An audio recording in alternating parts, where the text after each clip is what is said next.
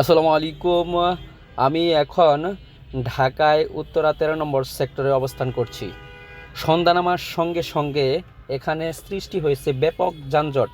দেখতে পাচ্ছেন, রিক্সা, motorcycle, private car এবং বাস সব মিলিয়ে রাস্তা বেশ ব্যস্ত হয়ে উঠেছে।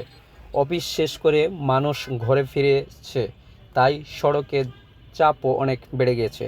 যানজট আমাদের সময় নষ্ট করলেও এটি ঢাকার প্রতিদিনের বাস্তবতার একটি অংশ।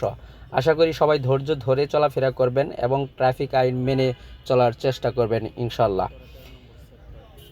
আর সবাই সকলে সুস্থভাবে ঘরে পৌঁছাক, এটাই হলো আল্লাহ সুবহানাহু ওয়া তাআলার কাছে চাওয়া।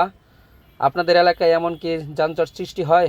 কমেন্ট করে জানাতে পারেন যে আপনাদের এলাকায় এরকম যানজট সৃষ্টি হয় কিনা। তো এখন আছি ইবনে সিনা, ঢাকায় উত্তরা 13 নম্বর সেক্টরে যে ইবনে সিনা রয়েছে তার সামনে। এখানে দেখতে পাচ্ছেন অনেক রিস্কাই, ব্যাপক পরিমাণ রিস্কা।